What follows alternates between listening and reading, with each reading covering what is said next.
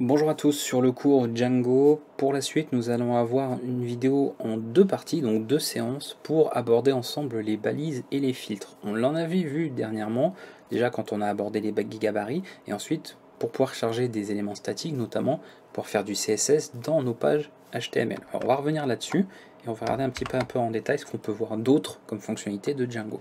Donc c'est ce type de syntaxe ici, d'accord? Ça c'est un exemple de balise, donc load et ici statique, que nous avions utilisé précédemment. Dans cette première partie, nous allons voir d'autres balises et filtres que propose le Django, ce qui a quand même une liste assez intéressante. Et en deuxième partie, on verra comment on peut en créer nous-mêmes. Voilà, c'est ça tout l'intérêt, c'est que si vous n'en avez pas assez, vous allez pouvoir créer vos propres balises et vos propres filtres à utiliser dans vos différents projets. Donc ça c'est une partie très intéressante, et une possibilité en tout cas qu'offre cet outil Django pour nos applications. Alors, première balise qu'on pourra voir, on va commencer par les balises, puis on verra quelques filtres par la suite. Alors, je ne vais pas tous vous les énumérer, je vous en énumère surtout des qui me semblent assez intéressants, pertinents, essentiels. Et après, vous pourrez toujours voir un petit peu ce qui est proposé par Django, parce qu'il y en a vraiment beaucoup plus. Donc ce qu'on va faire, ce qu'on va regarder déjà en premier, c'est pour des commentaires, parce qu'on le fait pas mal en programmation. Si vous voulez par exemple avoir une partie ici dans votre gabarit qui sera ignorée par le système ici de gabarit, donc de templating, vous allez pouvoir utiliser la balise comment. Alors je rappelle qu'une balise, c'est accolade ouvrante %, et pour fermer, accolade fermante. Et ensuite vous avez votre balise ici qui est écrite. Donc là je vais juste mettre comment, je vais faire la même chose mais en balise fermante cette fois-ci, avec end comment, tout attaché comme ça. Et tout ce qui sera à l'intérieur sera ignoré. Donc là, si je mets autre chose, voilà, comme texte, même du HTML, vous voyez ici, je vais aller dans mon navigateur, j'actualise, et là on voit qu'on n'a pas grand chose de changé. Je peux même afficher le code source, et vraiment, bon, on peut peut-être se douter qu'il y avait un truc ici, puisqu'on a ici une ligne vide, mais aucun élément, en tout cas ici, qui a été chargé au niveau de la page HTML. Donc c'est vraiment utile pour le développeur. Si vous voulez noter des petites choses, vous pouvez mettre un petit titre, un libellé au commentaire en question, dire voilà, ce paragraphe ne doit pas être affiché par exemple. Comme ça peut servir pour le développeur. Donc c'est vraiment à ce titre-là, pour écrire des commentaires et pour avoir des parties qui sont ignorées dans vos gabarits. Donc ça me semble être vraiment la première balise à voir ensemble qui peut avoir son utilité. Autre exemple également qui va servir, par exemple, si vous voulez générer du texte. On a souvent besoin de le faire quand on veut, surtout en web, remplir des paragraphes, etc. pour un exemple d'interface de site ou d'application. On veut avoir du texte prêt, on ne veut pas forcément tout taper à la main. Alors, de plus en plus d'éditeurs de code d'environnement de développement le proposent. Ici sur VS Code, si vous tapez lorem, vous faites la touche Tab et vous voyez que ça autocomplète. Voilà, je peux ici retaper lorem et ça autocomplète. Et tous les outils ne l'ont pas forcément, et ça, bon, c'est propre à mon éditeur de code, mais pas propre à Django. Si vous voulez avoir un outil comme ça sur Django et vous allez voir un peu plus étoffé, vous avez également une balise pour le faire, notamment la balise lorem. Donc on va ici indiquer lorem. Vous spécifiez ensuite un nombre qui sera par la suite un nombre de mots ou de paragraphes. Donc par exemple, je peux mettre 255 words, donc mots, et ensuite on va charger ça dans le navigateur pour voir ce que ça nous donne. Donc j'actualise et là nous avons 255 mots qui ont été générés. Donc si j'actualise ma page à chaque fois, ça change, d'accord? Lorem ipsum dolor sit amet, on retrouve le paragraphe classique. Si vous ne voulez pas ce paragraphe qu'on connaît bien, mais vous voulez vraiment des mots pris aléatoirement, vous pouvez rajouter un petit random ici à la fin, et automatiquement, là vous aurez des mots vraiment pris au hasard, d'accord, à chaque fois que vous actualisez. Donc ça change un petit peu. Voilà. Alors, si on veut des paragraphes, donc je vais pas en mettre 255, ça va faire beaucoup, je vais mettre 5 paragraphes, vous utilisez la lettre P, et pareil, si j'actualise, nous avons des paragraphes aléatoires, et encore une fois, si on enlève le random, on aura les paragraphes pris du classique lorem ipsum. Voilà, comme ça vous avez les possibilités de faire comme ceci pour remplir, c'est quand même bien pratique, ouais, ça tient en une seule petite balise, donc ça fait vraiment bien son travail. Après bien sûr vous pouvez le mettre ailleurs, alors c'est vrai que j'ai pas montré, mais regardez quand même, ça a son importance, hein. Si j'affiche le code source, vous voyez que tout a été mis dans des paragraphes HTML. Donc ça que j'ai pas précisé, quand je dis paragraphes, ce sont bien des paragraphes HTML. Donc c'est bien mis dans les balises, vous n'avez pas besoin de le faire. Voilà, si vous mettez des mots, évidemment, ce ne sera pas mis dans un paragraphe, ce ne seront que des mots. Donc vous pourrez gérer ça directement selon vos préférences. Ok pour cette balise. Ce que nous pouvons voir aussi, bon ça va, c'est vraiment histoire de dire qu'il faut l'avoir quand vous avez besoin de faire du débogage, ça nous servira peut-être plus tard. Vous avez une petite balise pour faire ça aussi, debug. Alors, je l'affiche rapidement, c'est histoire de dire qu'on l'aura vu. Mais voilà, d'accord, vous avez plein d'informations si besoin. Donc là, ouais, il y en a beaucoup en plus, comme j'ai zoomé la page. Voilà. Donc ça peut peut-être vous servir un jour. Donc comme ça, sachez qu'il y a une balise pour faire ça, qui peut servir. Maintenant, autre chose aussi, sur les applications, les sites, on a souvent besoin de manipuler des dates, d'accord? C'est quelque chose qu'on doit faire très régulièrement. Eh bien, nous avons une balise pour ça également, qui est la balise Now, et non pas Date. On verra qu'il y a un filtre hein, vraiment pour les dates aussi par la suite, ou les temps. Hein. Quand je dis dates, c'est pas que les jours, mois, années, c'est aussi les temps, les jours de la semaine éventuellement. Et là, vous utilisez, voilà, c'est pas ça, ça c'est un filtre, pardon. Hop. Voilà une balise, vous utilisez Now, et ensuite entre double guillemets, parce que c'est du texte, vous choisissez le format que vous voulez. Donc ça, c'est assez similaire au, comment dire, au jeu de caractères de PHP ou d'autres langages, mais vous pouvez utiliser celui-ci. Donc pour les jours, mois, années, classique comme on a en français, vous avez le D minuscule pour les jours sur deux chiffres, mois sur 2 chiffres, et année sur 4 avec un Y majuscule. Donc après, vous formatez comme vous voulez. Moi, je vais mettre par exemple des slash entre chaque, pour qu'on ait une heure vraiment en format français, et en actualisant, voilà, on récupère directement ça. Je peux ajouter les heures, les minutes, les secondes, parce que c'est classique aussi, avec le classique H majuscule. Je vais mettre un 2 points, mais c'est pas obligatoire. Le I pour les minutes, le S pour les secondes, donc HIS. Et là, voilà ce que nous avons aussi. Donc attention, les minutes, c'est un I minuscule et pas un M, parce que le M est utilisé déjà pour les mois ici. Donc c'est assez similaire. Si vous avez fait du PHP, de toute façon, vous connaissez déjà ces caractères, ou dans d'autres langages qui peuvent avoir des caractères quasiment identiques aussi, pour faire du formatage sur des dates et des durées. Comme ça, on a vu un peu tout ensemble. Alors, si on a le, comment ça s'appelle, si on veut le jour, parce que bon, c'est plus rare, mais pourquoi pas. Si vous voulez le jour de la semaine, vous avez ça, et si vous voulez le, comment ça s'appelle, si vous voulez le mois, on a F majuscule. Je peux vous montrer les deux. Voilà, lundi en août. Comme ça, vous avez possibilité d'avoir ça. Donc, ça peut éventuellement servir. Encore une fois, quand on tient un blog, des news, etc., pour des articles, qu'on veut dater tout cela, on peut l'utiliser avec cette balise-là, et c'est bien pratique. Voilà, donc ça, vraiment gros point intéressant. Pareil, au niveau des gabarits, vous n'êtes pas obligé de travailler toujours sur un seul fichier. Si vous voulez par exemple avoir un gabarit réparti en plusieurs sections, plusieurs fichiers, vous pouvez le faire aussi et ensuite inclure. Je peux parfaitement au niveau de mon projet, donc je vais aller dans Mangalib, Templates, Mangalib. Je peux ici créer un autre fichier, voilà, other.html, je vais l'ouvrir dans Code.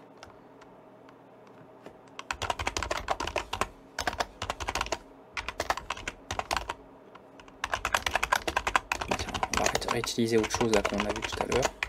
On va faire un petit lorem simo random. Voilà, donc vous avez votre fichier ici, un autre fichier de gabarit, et ensuite là vous pouvez l'inclure, tout simplement faire un include. Un petit titre hein, histoire de séparer, c'est tout. C'est pas obligatoire. C'est dans une liste déjà, donc on va laisser tel quel. Balise aussi, petit include. Alors on pourrait passer des variables, mais là ça ne s'intéresse pas si c'est enregistré notamment au niveau des paramètres hein, de la configuration de votre application. Mais moi, comme c'est directement depuis un fichier, c'est au même endroit, donc je mets other.html et normalement ça devrait charger sans problème. Et ça ne charge pas sans problème parce que je crois qu'il faut préciser, il me semble qu'il veut le point, non? Je crois que lui veut le point et le slash, des fois il n'est pas toujours... Ouh.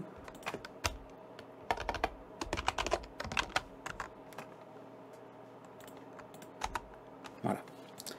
C'est mieux. Sinon il ne sait pas retrouver. C'est comme évidemment on a plus tout un tas de configurations. Il cherche sinon au mauvais endroit. Donc là avec le point on lui indique le répertoire courant. Comme ça il n'a pas à chercher ailleurs. Et ça évite justement les problèmes de chemin comme vous l'avez vu juste avant. Voilà, comme ça vous avez le contenu de notre fichier qui peut être affiché. Et vous pouvez comme ça séparer ça dans plusieurs fichiers pour mieux vous organiser. Même si on verra peut-être d'autres choses, je ferai peut-être ça en annexe. Parce que c'est pas fait évidemment au moment où j'enregistre cette vidéo. Un petit tuto sur tout ce qui est héritage de gabarit. Il y a beaucoup de choses aussi à en dire. Et ça peut être pas mal d'étendre en fait certaines fonctionnalités, certains gabarits. Donc on pourra toujours voir ça aussi. Mais ça c'est pratique, voilà, c'est du include classique, comme on le ferait par exemple avec PHP aussi, ça marche très bien, ça fait le taf. Ok, on enlève tout ça, je vais enlever l'autre fichier, on n'en a pas besoin pour la suite, je pense pas. Pire j'en referai un, mais là ça devrait aller. Et on va voir comme ça d'autres balises qui peuvent nous servir. Alors, qu'est-ce qui peut nous servir aussi? Parce que c'est vrai qu'on n'a pas non plus 15 000 trucs à voir. On peut faire des URL, c'est vrai qu'on peut faire des URL. Parce que quand on a vu les dates, on a souvent besoin de parcourir différentes pages sur un site. Donc on peut éventuellement faire ça. Mais après, il faut quand même pas mal configurer aussi. Donc ça, c'est au niveau des noms dans les applications. Je vais voir un petit peu. Je vais aller dans Mangalib, dans les URL. Parce que normalement, on avait mis le nom ici. Je crois qu'on avait mis un nom par défaut. Vous avez dit, bon, on va éviter bien sûr après les noms génériques, voilà. Ici, on a mis index, très mauvaise idée, mais bien sûr, c'était le temps de faire quelque chose. Donc là, je peux faire mangalib, voilà, on peut faire ça comme ça. Et c'est comme ça donne un nom ici au chemin que nous avons. Ça va être très important parce qu'on va pouvoir s'en servir ensuite pour faire des URL. Très pratique. Donc logiquement, je vais ici. Voilà, je le mets dans un paragraphe, hein, je suis pas obligé, mais bon, rendez-vous sur. Et puis ici, on peut mettre ensuite notre balise. Et là, logiquement, si je mets URL, le nom du chemin, c'est tout l'avantage, hein, on n'a pas besoin de s'embêter avec les URL, les adresses, etc., quel endroit, quel emplacement. Logiquement, juste ici, on devrait en fait tout avoir de pris en compte. Donc là, j'actualise ma page. On a slash manga, évidemment, oui. Là, j'ai trollé un petit peu. Ça va pas faire le HTML tout seul non plus. Et tant, c'est pas plus mal d'ailleurs, parce que sinon on aurait quelque chose de bizarre. Hop. Je vais plutôt mettre ce format là pour éviter voilà, que ça vienne écraser le reste.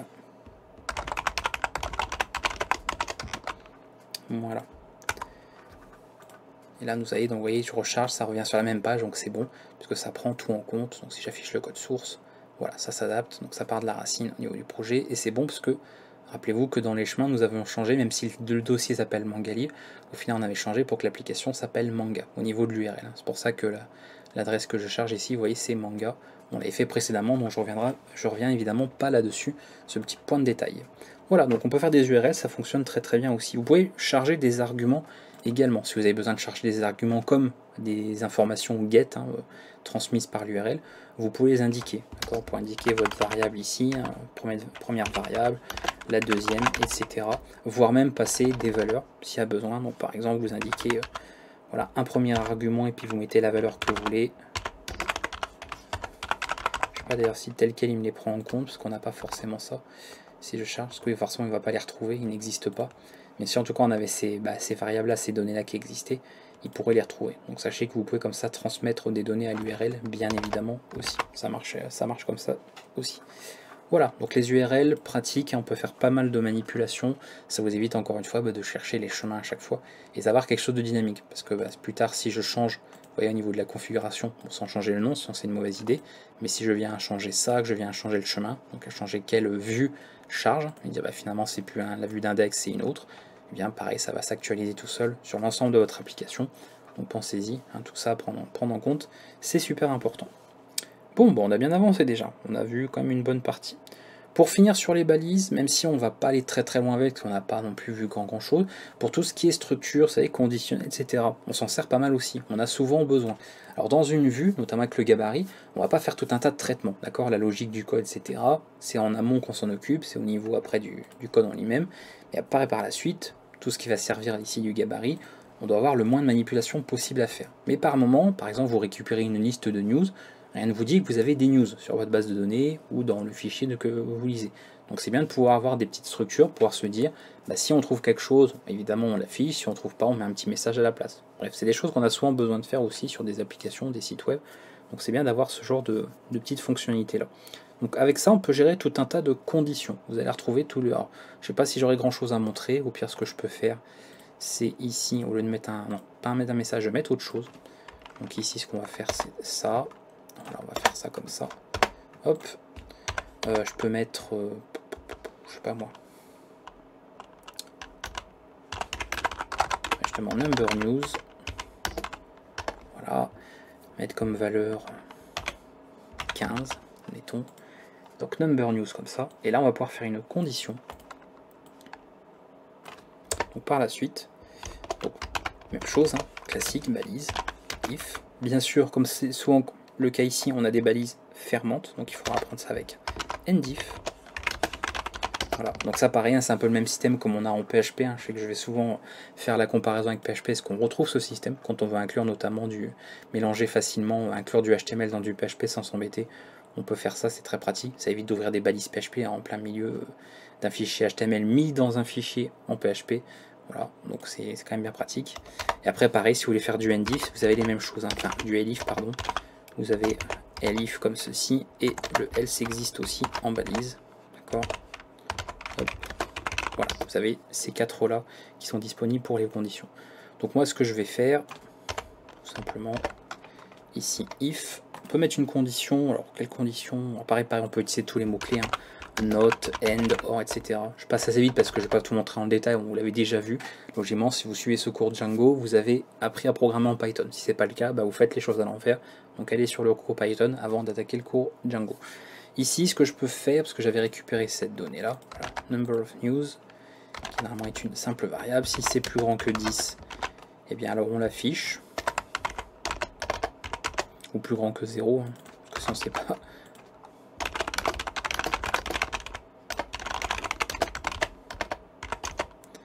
Voilà, et dans le else, vous mettez ce que vous voulez.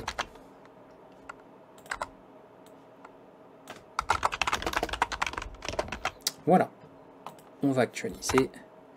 Et là, ça nous indique que des news sont disponibles. Si je change bien évidemment cette valeur, pas de news, on actualise. Et vous voyez que ça nous a dit qu'il n'y a pas de news. Donc, on peut faire comme ça des petites conditions directement au niveau de nos vues. Encore une fois, ça doit rester vraiment le plus minimal possible. Vous n'êtes pas censé faire des traitements, c'est juste des petites vérifications selon voilà, ce qui va gérer en fait de l'affichage. Quand ça concerne de l'affichage, c'est là-dessus qu'on peut s'amuser à faire cela et que ça a son utilité. Donc pensez-y un petit peu pour avoir tout ce qu'il faut ici. Ok, pour les boucles, on peut voir pour les boucles aussi, même si ça va pas trop nous servir, mais pourquoi pas. Celle-ci, ça peut servir parce que par exemple, quand vous avez une liste de quelque chose, liste de news, liste d'utilisateurs, vous voulez lister tout ça, ça peut être pas mal. Par exemple, vous faites ça dans une balise UL. Donc ça, bon, vous le répétez pas évidemment. C'est aussi pareil, hein, je vais le redire, mais en PHP, on le fait souvent. Et après, on peut comme ça répéter les différents éléments qu'on a. Donc là, bah, de faire un for du style... on peut avoir une liste d'éléments ici.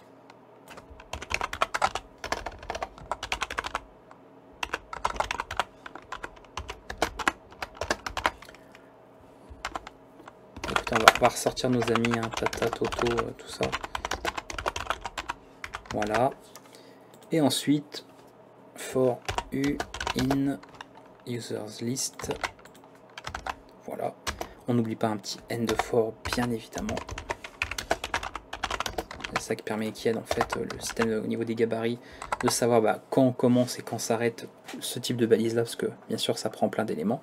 Et ensuite ici, bah, vous mettez ce que vous voulez. Donc moi je vais mettre un lit puisque j'ai fait une liste à puces pour être cohérent. Et ouais non, si je peux le laisser comme ça. Non, comme ça. Et là, bah, du coup, on va afficher juste l'élément. Donc pour afficher une valeur, bah, c'est comme on a fait avec message, on passe par des filtres. Donc c'est les doubles accolades cette fois-ci sans symbole %. Et là, bah, on indique U. Et normalement, on doit avoir nos différents éléments. Voilà, comme ça c'est affiché, c'est bien pratique. Donc vous pouvez faire ça aussi, ça marche quand même relativement bien à ce niveau-là. Si, admettons, vous voulez vérifier un élément, et enfin, vous voulez faire un parcours avec une boucle comme ceci, mais que l'élément est vide, ça peut arriver, vous pouvez également gérer ça avec une condition. C'est-à-dire qu'ici, vous pouvez avoir, bon, vous avez votre for, vous faites ça, et s'il n'y a pas d'élément, mettons, eh bien, vous avez cette possibilité-là avec empty. Et là, bah, vous mettez simplement, bon, bah là, dans un lit, ce serait pas intelligent de le faire, tel quel en tout cas.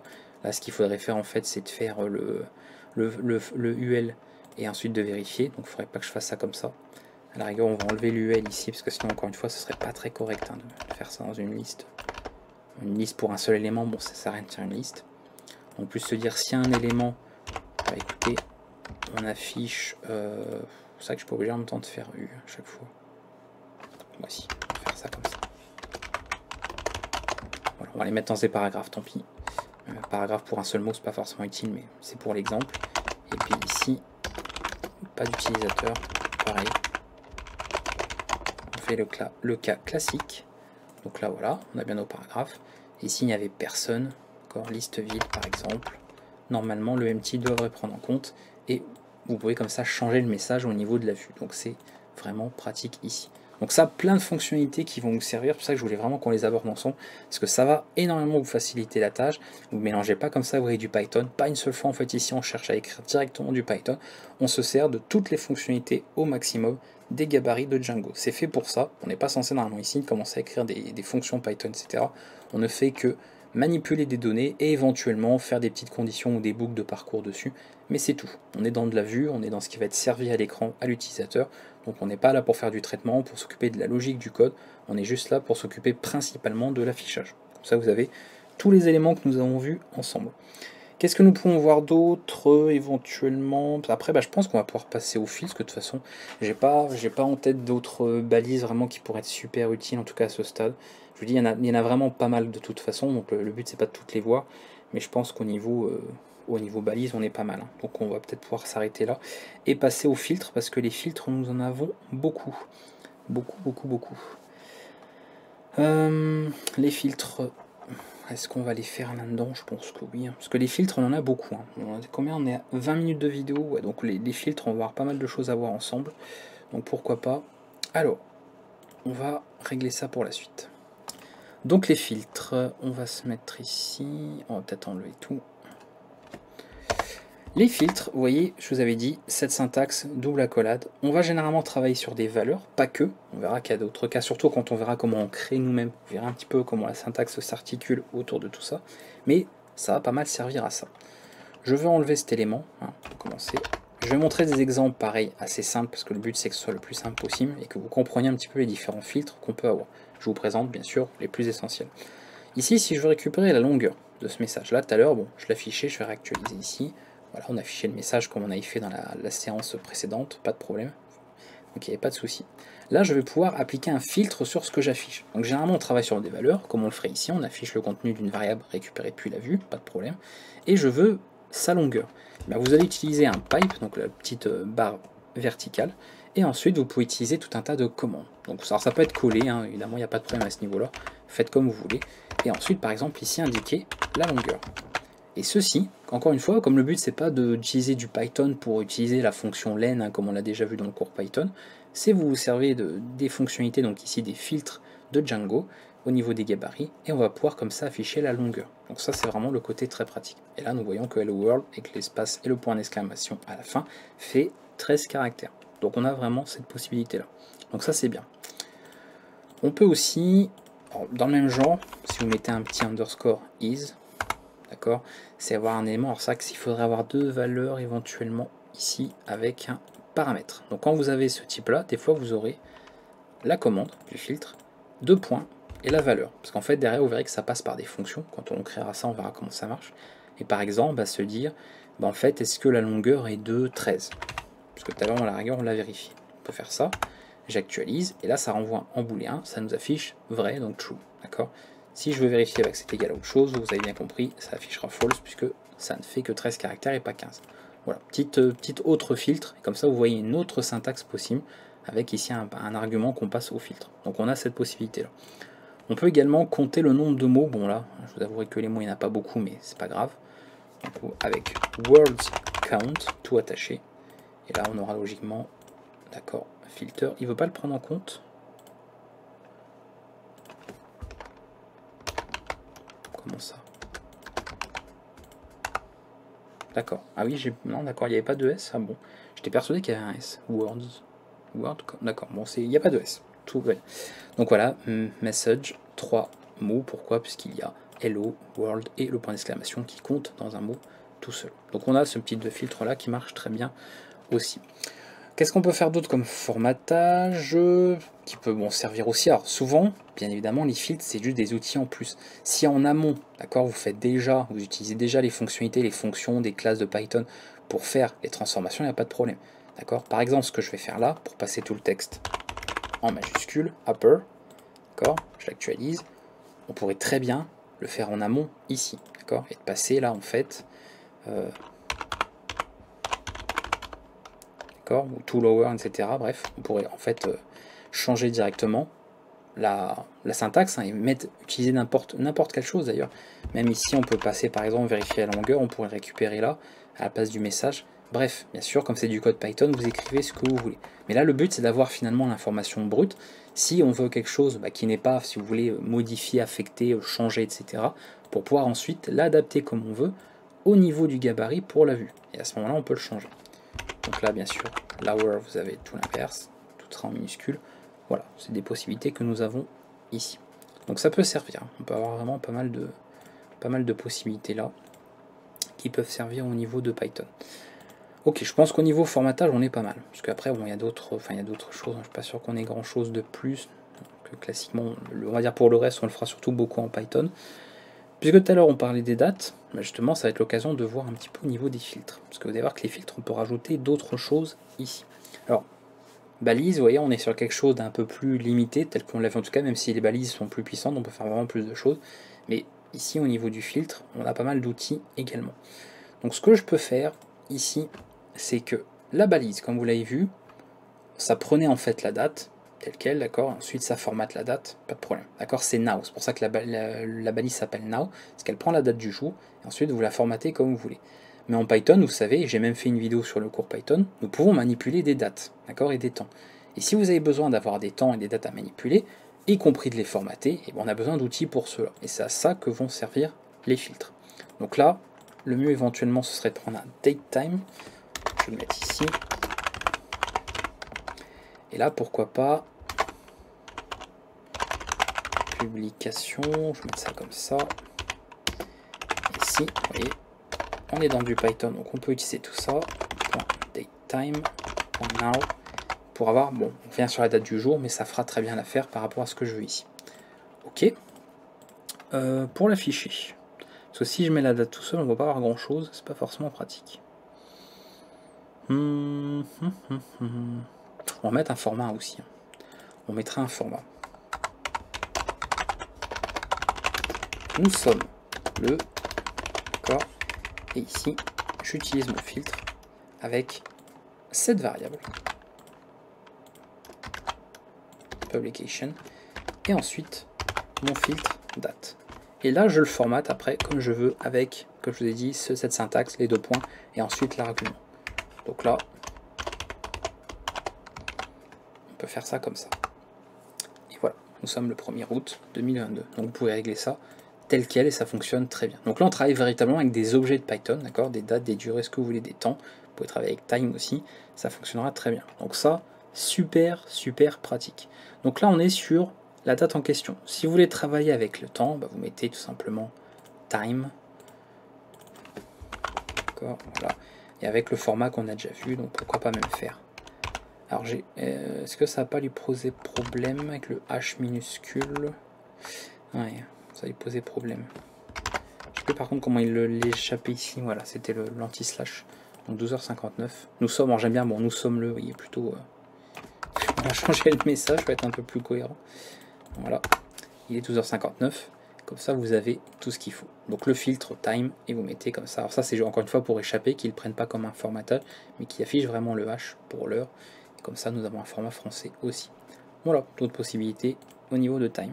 On a souvent aussi besoin, ça on le fait beaucoup, on le voit beaucoup sur les blogs, les news, par exemple, vous avez une actualité, on vous dit, elle a été publiée il y a 3 jours, il y a 6 jours, etc. Les réseaux sociaux font beaucoup ça maintenant, ils prennent des dates relatives, plutôt que d'afficher la date exacte d'un événement, d'une actualité, d'une publication. Donc on peut faire ça aussi avec time since, d'accord.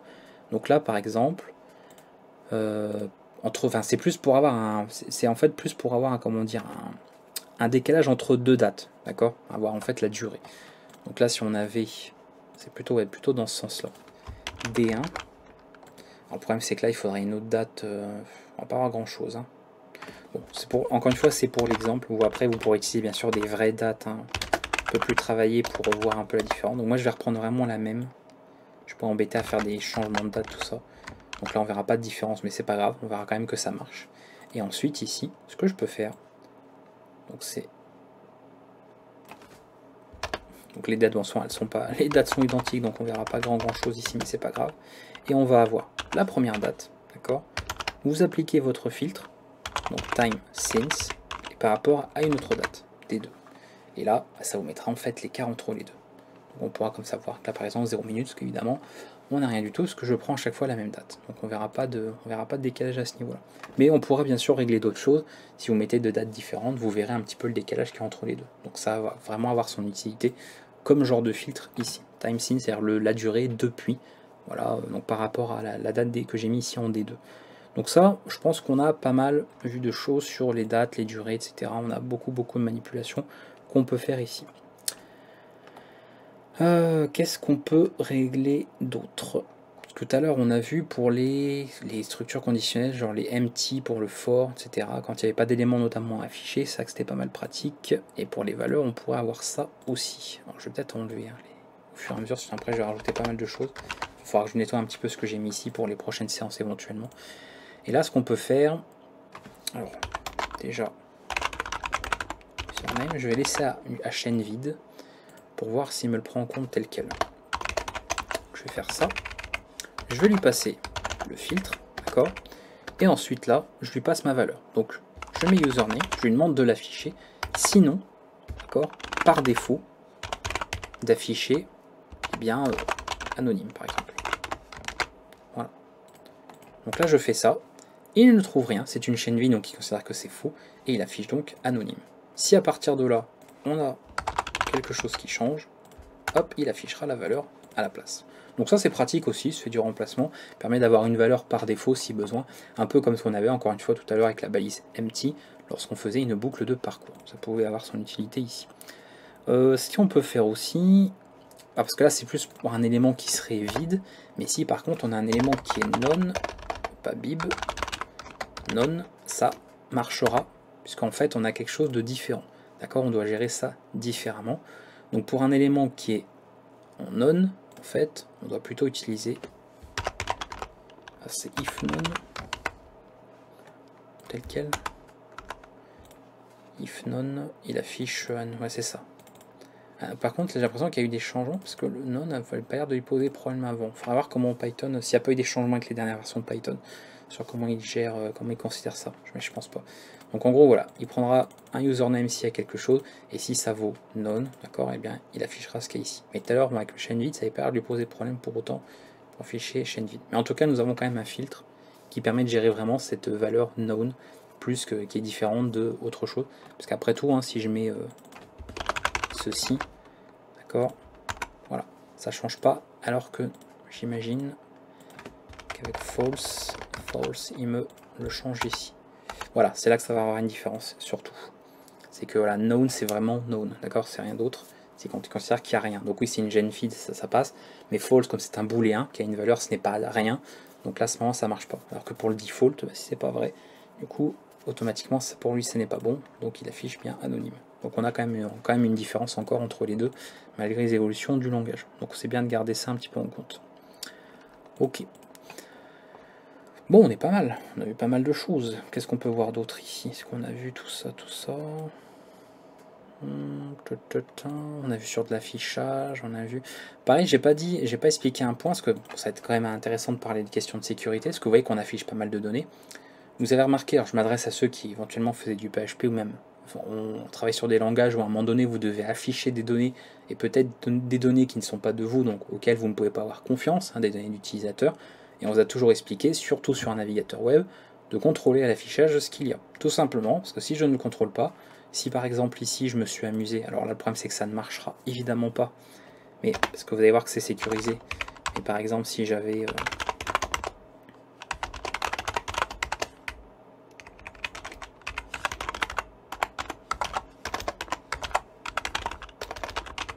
mettre ça là, hop, je vais y arriver, décidément. Voilà, donc là par défaut de toute façon ça ne marchera pas. En plus je crois que je ne l'ai pas affiché, là j'ai fait quoi?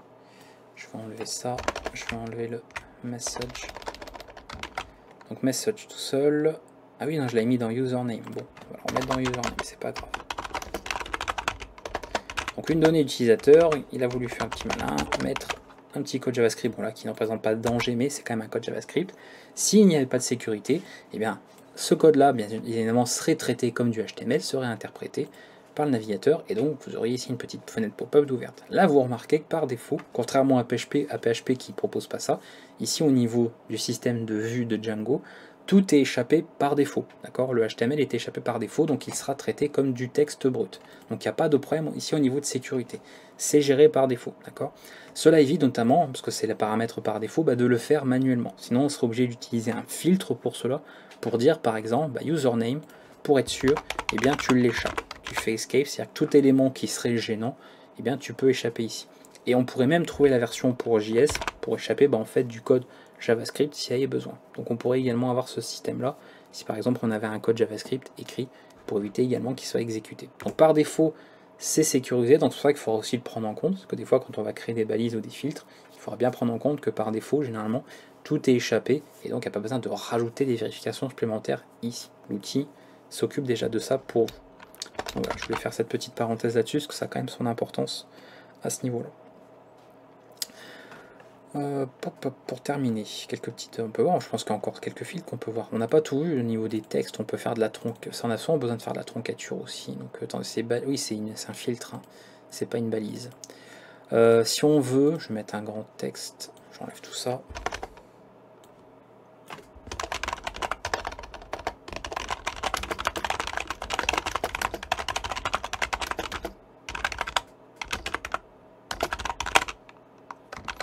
Voilà, et vous voulez donc afficher votre message, mais le tronquer. Souvent on a besoin pareil de faire ça, résumé de news. On ne veut pas afficher la totalité de la news, mais on a récupéré cette dernière.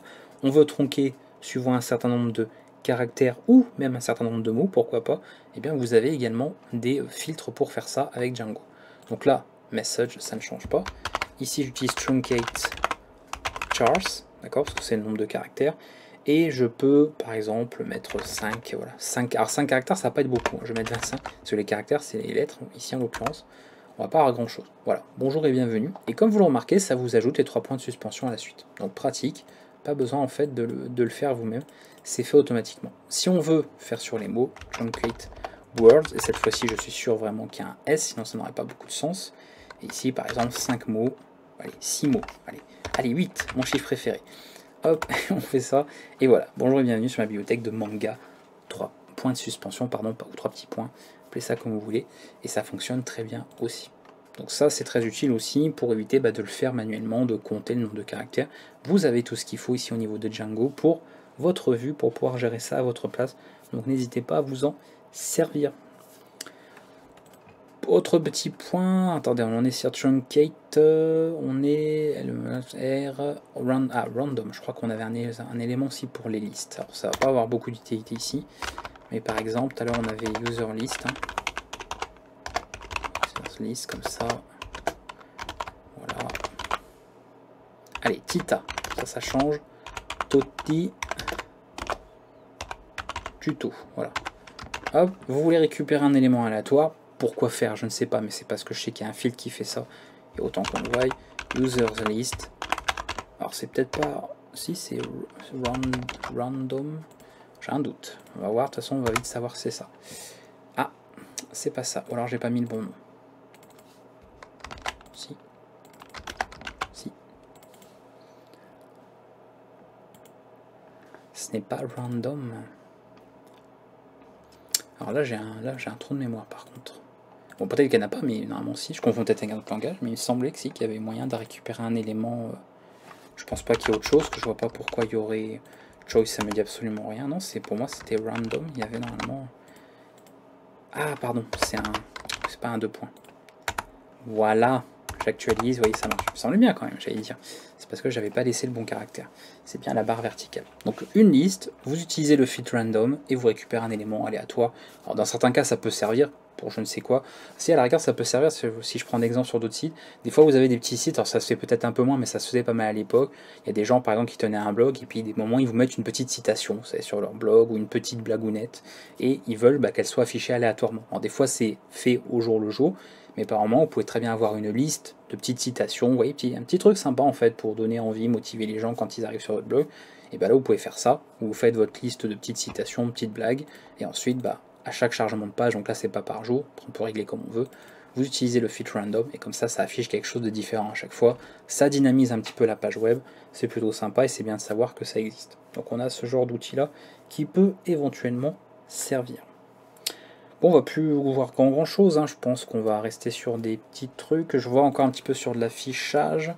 On avait pour l'affichage normalement sur Django pour les pluriels, parce que ça pareil sur les sites souvent je vous avais 3 tutoriels publiés, un tutoriel, donc si c'est 0, 0, 1 ça doit être resté au singulier, à partir de 2 il faut passer au pluriel, et pareil ça si on ne veut pas le gérer à la main, on a pas mal d'outils. Alors après c'est jamais très simple de gérer le pluriel, surtout d'une langue à l'autre, hein. Vous savez que c'est pas forcément juste rajouter un S, hein. Ça peut avoir beaucoup plus de différences on va dire, mais on peut gérer ça.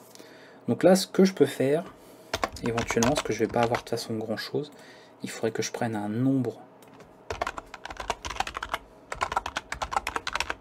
number of news, je vais mettre 1 ici, comme ceci, et je vais m'en servir dans un filtre directement. De toute façon, on va arriver sur la fin, je pense. Après, je pense pas que j'aurai grand chose d'autre à vous montrer, donc ça devrait être pas mal. Je vais noter le nombre de news que j'ai ici, d'accord, donc c'est mon simple compteur en fait, hein, tout simplement, et je vais mettre actualité, et ici au lieu de mettre ma terminaison, de savoir est-ce que je mets un S, est-ce que je mets pas un S, et ben je vais me servir d'un autre filtre, d'accord, qui va servir vraiment de terminaison. Et là, je vais pouvoir reprendre la même chose, number of news, et utiliser pluralize. Je crois que ça se dit ça, hein, pluralize en anglais, il me semble, si je me trompe pas. Voilà, donc ça c'est le système terminaison le plus simple, logiquement. Vous voyez là, on a une actualité, bon, c'est qu'un ajout de S, donc c'est simple. Si je passe à 15, logiquement, c'est censé se mettre au pluriel. Voilà, donc ça c'est quand même très pratique, parce que souvent on s'embête à le faire manuellement à la main, on s'embête, alors que là c'est géré dynamiquement en fonction du nombre que vous avez. Donc vraiment c'est, pas ici, pardon, ici, c'est bien pratique d'utiliser ce genre de filtre là. On peut toujours vérifier les valeurs qu'on veut, d'accord? Si par exemple on veut gérer différentes valeurs, on peut le faire. Si vous voulez indiquer que c'est une terminaison particulière, bon là, ça n'aurait pas de sens, mais mettons, je ne sais pas si demain on avait décidé, hein, parce qu'on est tout puissant, que actualité au pluriel en français ça prend un Z à la fin et plus un S, et ben je peux très bien ici indiquer que maintenant, et ben, le pluriel d'actualité c'est avec un Z. Et là, automatiquement, et je ne parle pas de Zemmour bien évidemment, ou de Zorro, et là vous voyez que actualités, voilà, ça fonctionnerait très bien aussi. Donc on peut gérer ça avec un petit argument supplémentaire. On peut sinon, parce que des fois il y a des mots où ça change un petit peu, notamment le terme community par exemple, en anglais cette fois-ci. Donc là, je vais changer le mot même si ça n'a pas de sens avec les news. Et vous marquez ceci, d'accord. Et ici vous pouvez choisir d'indiquer la terminaison du singulier et du pluriel. Comme ça vous faites les deux. Donc là vous dites bah, community au singulier c'est avec un Y. Comme ça vous embêtez même pas à écrire la terminaison du singulier ici. Pourquoi? Parce que si vous le notez là, bah, la terminaison du pluriel va s'ajouter après, et ça va pas. Donc là, comme les mots ils changent en fonction, c'est pas juste un ajout au pluriel, mais c'est un changement de la terminaison, bah, vous écrivez toute la racine du mot, et la terminaison vous dites au singulier ça doit être comme ça, et au pluriel ça doit être comme ça, IES. Et là, évidemment, là je suis au pluriel, donc ça va mettre rien du tout, puisque j'ai dû noter n'importe quoi. Parce que oui, je pense que c'est un souci avec ça. Voilà. Communities, évidemment si je repasse à 0, 1, hop, on actualise et nous passons avec le Y. Donc très pratique, ça on se rend pas compte en fait, ce genre de film, et c'est trop bien d'avoir ce genre d'outil là, parce qu'on s'en sert beaucoup, moi qui fais pas mal de web, croyez-moi que c'est vraiment utile d'avoir ce genre d'outil là, plutôt que d'éviter d'écrire ses propres fonctions ou de faire ça manuellement. Donc on gagne vraiment du temps à avoir ce genre de petit filtre là avec Django pour nous faciliter la tâche. Ok, pour terminer, parce que tout à l'heure pour les balises, on avait parlé un petit peu de liens, on filtre, on peut voir des choses, hein. Normalement il y a des choses sur les liens pour alors l'encodage de liens c'est quand même très particulier, c'est pas forcément utile, mais pourquoi pas. Le problème c'est qu'il faudrait que j'ai un lien en fait pour... Vous savez par exemple, remplacer les caractères, vous avez peut-être dû déjà remarquer quand vous avez des caractères, par exemple des espaces dans un lien, ou des caractères un peu spéciaux, les points d'interrogation, tout ça, ils sont souvent remplacés par des caractères encodés, donc vous avez un % quelque chose, %20, %20, etc. etc. Et bien ça, vous pouvez encoder les URL également. Bon, c'est quand même pour un cas d'usage assez particulier, mais on pourrait faire ça. Alors là par exemple, je pense que si je note Link, pareil on parle pas de Legend of Zelda tout ça, hop, que je fais ça, je note mescrêpes.fr slash index.html point d'interrogation recette égale sans œufs, bon ok, sans rien en fait, sans œufs, sans farine, en fait c'est plus des crêpes à la fin, c'est de l'eau quoi. Voilà, et puis pourquoi pas un petite esperluette pour ajouter autre chose, genre page 2, parce que oui c'est une recette tellement longue qu'il faut 3 jours pour la faire. Donc vous voyez une genre d'URL comme ça qui serait un peu compliqué, on peut l'encoder. Normalement ça devrait passer tout seul. Je fais link, URL encode, et logiquement il devrait me changer les caractères comme il faut. Voilà, donc là vous voyez tous les caractères un peu compliqués qui pourraient ne pas forcément être pris en compte correctement, et ben il le change par un code, il encode tout ça. Donc ça, bon, c'est vraiment si un jour vous avez besoin. Si un jour de toute façon vous en avez besoin, voilà, vous saurez que vous en avez besoin, et bah, vous vous souviendrez sûrement dans cette vidéo qu'on a vu ce genre de filtre. Sinon, vous pouvez passer complètement à côté, mais comme c'est pour terminer la vidéo, bon, je voulais vous montrer quelques petits filtres pour terminer sur les URL, puisqu'on avait vu des balises hein, pour nos liens, donc ça peut avoir son utilité. Par contre, un autre élément qui peut vraiment servir, en revanche, c'est pour avoir une URL qui est dans un texte, par exemple, pour avoir un lien HTML. Ça, c'est super pratique. On pourra même tronquer d'ailleurs une URL si on a peur que ce soit beaucoup trop long. Donc là, par exemple, vous avez un texte. Alors, je vais virer crêpe ici. Hop. N'oubliez pas ma recette originale sur... Là. Et abonnez-vous. Bon, ça c'est pour moi, hein. C'est pour formation vidéo. Abonnez-vous à la chaîne, n'oubliez pas la cloche, tout ça. Les likes, n'oubliez pas. Voilà, à 5000 likes sur cette vidéo, je fais une vidéo dégustation, tout ce que... cheeseburger, enfin, ce que... bref. Compliqué. Salade d'endives avec des anchois, je n'aime pas ça, mais on fera avec. Les anchois, hein, pas les endives. Bref, on a donc cette petite phrase, donc du texte mélangé avec une URL à l'intérieur. Et normalement, ici, j'ai toujours laissé ça dans le link. Alors, je vais mettre ça dans texte. Texte. Ok. Et ensuite, on indique ce qu'on veut. Donc là, bah, c'est pas un petit peu ce qu'on veut, ça doit être URLise, je crois que c'est. Parce que c'est en fait de dire on URLise la chose, hein, le texte. Et normalement, tac, il devrait... Ah, bah il enlève tout, c'est dommage. Ah, j'ai pas enregistré. C'est pour ça. Voilà. N'oubliez pas Master Original sur mescrêpes.fr. J'affiche le code source et vous voyez, il a fait un lien, c'est beau. Bon, il a rajouté un attribut nofollow, évidemment, mais c'est pas un problème. Et voilà, petit lien en fait qui est directement fait. Pratique, pratique. Vous voyez qu'il a même encodé visiblement l'URL ici avec l'apostrophe. Mais c'est pas forcément lui. Hein. Pas dit que ce soit lui, même si je pense que si quand même. Donc voilà, n'oubliez pas ma recette originale sur, etc. Et si on veut tronquer, parce que par exemple on a vraiment une URL qui est trop grande, on a peur d'avoir quelque chose de trop grand, ça c'est Twitter, je crois qu'il le fait, ce système-là. C'est donc URL is, toujours pareil, trunk. Et là vous dites, bah en fait l'URL à l'affichage, pas plus de 5 caractères, sinon c'est chiant. Donc on fait ça, on actualise, et voilà. Donc ça ne change pas, attention, hein, vous voyez, le lien est toujours bon. C'est juste l'affichage, voilà, ce qu'on a ici. Ça fait comme tout à l'heure avec le texte, ça laisse le nombre de caractères qu'on veut, et ensuite ça affiche les points de suspension. C'est tout. Et je vous dis, bah, si vous utilisez Twitter, vous avez peut-être remarqué qu'il faisait ça sur les longs liens, et bah, c'est exactement le même système. Donc c'est vraiment super pratique. On va pouvoir en rester là. Je pense que franchement, on a vu bien de choses. Maintenant, vous comprenez peut-être pourquoi je fais toute cette notion en deux vidéos, deux parties, parce que vous savez que j'aime pas forcément étaler le nombre de vidéos. Alors ok, ça ferait plus de vues, ça ferait plus d'argent, mais je vois pas l'intérêt de faire plein de petites vidéos de 5 minutes juste pour dire comme ça, ouais, ça fait plus de vues, c'est super. Donc je préfère quand même aborder les notions en une seule vidéo et c'est bien. Mais là, on est sur 3/4 d'heure de vidéo, on a fait cette première partie et on va s'arrêter là. Pour la suite, comme je vous l'ai dit, pour la deuxième partie, nous verrons comment créer à notre tour quelques balises et quelques filtres. On ira quand même pas mal loin, on va avoir beaucoup de choses. Et après, comme d'habitude, généralement, ce que j'aborde pas en cours parce que c'est vraiment très avancé ou c'est très spécifique, je le fais en annexe dans des tutoriels par la suite. Donc toujours, hein, prenez cette habitude sur le GitHub ou ailleurs, bah, de suivre un petit peu les différentes playlists, parce qu'il pourrait y avoir des tutos déjà faits au moment où vous regardez cette vidéo, ou des tutos à venir sur plein de fonctionnalités complémentaires de cet outil Django que vous pouvez utiliser ici avec Python. Je vous dis à bientôt pour la deuxième partie de cette vidéo. Prenez soin de vous. N'hésitez pas à tester un peu tout ça, parce que moi je montre des exemples assez rapides, mais vous testez ça sur des choses beaucoup plus concrètes, que ça ait vraiment du sens et que ça vous permette vraiment d'assimiler quelques balises et quelques filtres, que vous puissiez comme ça prendre en note ceux qui vous intéressent le plus et qui pourront vous servir. A bientôt tout le monde, ciao.